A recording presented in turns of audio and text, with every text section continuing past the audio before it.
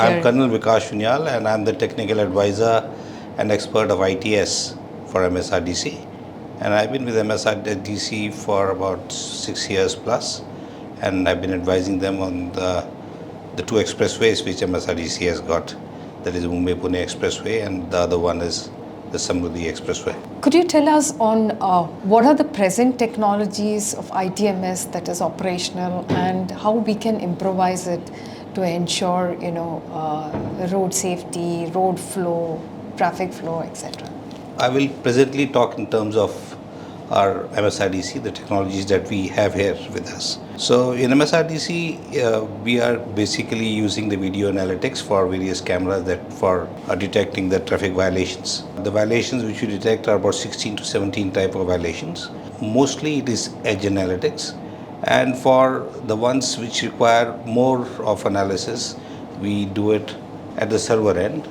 So those are central analytics which we are using out in MSRDC. Offenses can be of different types. Edge analytics can capture like a stalled vehicle or an illegally parked vehicle, a vehicle which is moving in the wrong direction, etc. They can be easily detected by edge analytics. But for the other ones which require some manual intervention also, in that case, like for example seat belts or someone talking on mobile and things like that.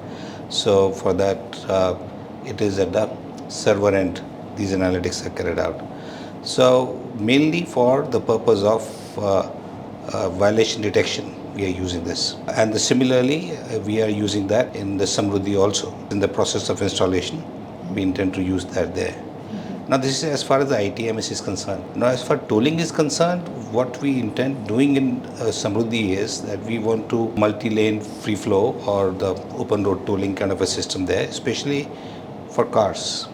But this is just a thought process. We'll see how it works out successfully. If it can be done without any revenue loss, we'd like to do it, execute that. So that is the plan for Samruddhi. Only for the light vehicles, not for the heavy vehicles, and only in those toll plazas where we find the revenue is larger, traffic is larger, only in those toll plazas, not all. On trial basis, we want to do that. And I think if we do that, we'll be the first ones in the country to do it. You are a consultant, right? So you decide what goes on the expressway.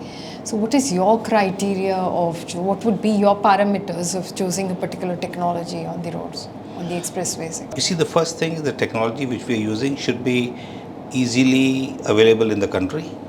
It should not, there might be so many other technologies. People talk about V2V, V2X, V2I, V2P, V2N, they talk about all kind of technologies, but in the Indian context, it's very difficult to have that, because first of all, your vehicles itself are not so modern that you are able to, they can communicate with each other. People talk about autonomous vehicles, but it's long way off as far as India is concerned.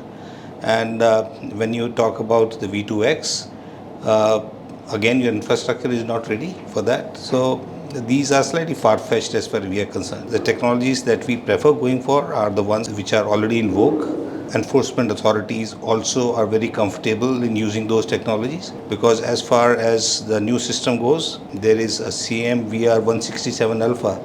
It talks about digital enforcement or electronics enforcement. A designated authority has got to give an accuracy certificate for these devices.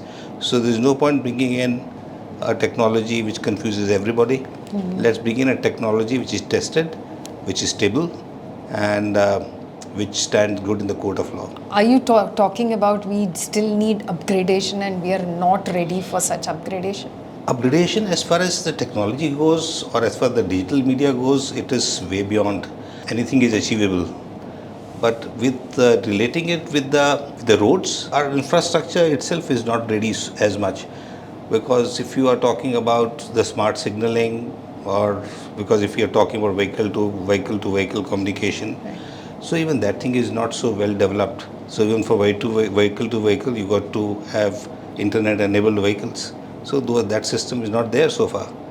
In our vehicles, we are more or less dependent on our mobile phones. Let us see how far it goes. I think another decade or so, we'll be fully ready for it. In the present scenario where we are developing these corridors and expressways, etc., is there a point where we can say this is a zero fatal road? Is that a dream or a possibility? Zero fatality is very much possible. Now, you see, the thing is, first of all, as I said, as we had discussed earlier too, that awareness has got to be very important. Unfortunately, we find that our people or the society as such is not ready for this latest technology. You can put the best cameras on the expressway, you can put the best technology, but unfortunately it is all taken away, stolen. That is the biggest problem which one is facing. We can put renewable sources, but it's all subject to vandalism and theft. So that is a major challenge. So first of all, if you're trying to get the technology, everyone has got to be educated, it has got to be secured. However, best motion detection cameras or other alarms, etc., you might try to get, is very difficult to protect these costly devices which you're putting on the expressway. So you got to weigh all the pros and cons before you try to deploy these things in the field. And many times the insurance agencies also don't cover the equipment which is kept out in the open. They don't cover it so easily. Fine. So it is there are several pros and cons for deploying technology. Now these technologies can be deployed. There is no end to it. But only thing is the challenge is the infrastructure and challenge is the mindset of the people. Absolutely. That's what. Right. Thank you so much.